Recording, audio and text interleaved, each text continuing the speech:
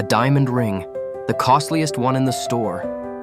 And yet, she didn't choose it. She searched for something else. A scratched silver ring worth almost nothing in gold, but everything in love. That day I realized something. It's not about the ring. It's about who gave it to you. And when. She called me her billionaire husband that day. Said I'd landed a big business project, and so, naturally, it was time for another diamond. "Come on, Raj," she said. "They've got a new collection at the jeweler's, and you know, a diamond is a woman's first love." She smiled, bold and playful, and I couldn't say no. She always did have a way of getting what she wanted. I agreed, said, "All right." But in my mind, I sighed. Not because I couldn't afford it, but because I remembered the time when I couldn't even afford a gold ring for her.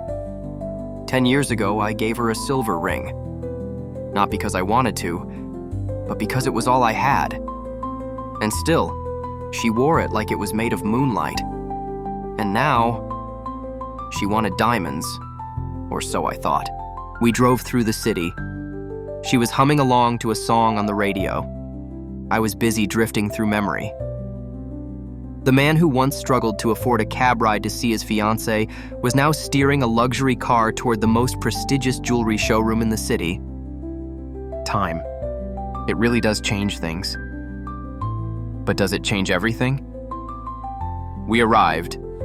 The jeweler greeted us with that fake professional warmth. I looked at him and cursed him in my head. Why did he call her? Why did he show her the new collection? But she was already halfway inside, eyes sparkling, as if she was a kid in a candy store. She tried on ring after ring, and I stood there, arms folded, pretending to care.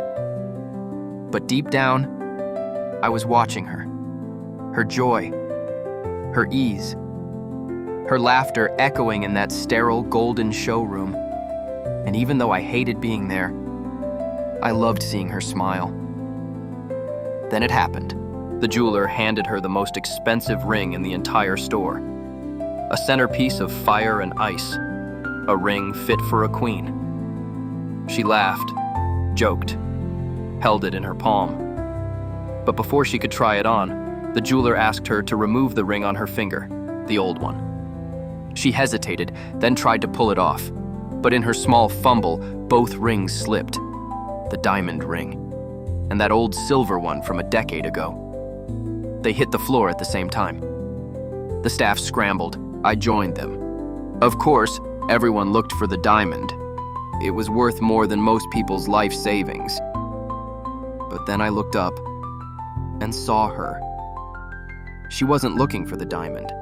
She was down on her knees, eyes darting across the marble floor, frantic, searching for the silver ring. The one I gave her when I had nothing, the one she never stopped wearing, not once. She didn't blink at the costliest ring in the shop, didn't care who was watching. All she wanted was that little silver ring that once came with a promise. When she found it, her face lit up, not with relief, but with something deeper.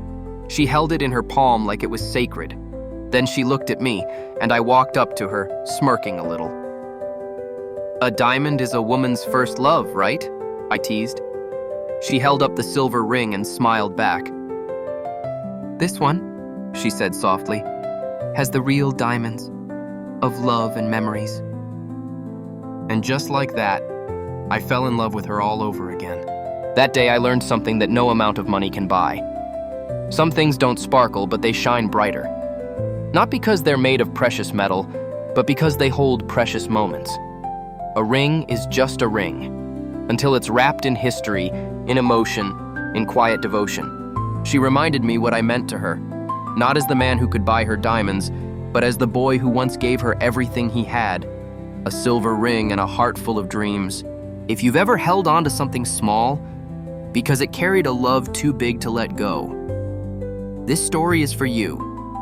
Tell me in the comments, what's the most ordinary thing you've kept because someone extraordinary gave it to you?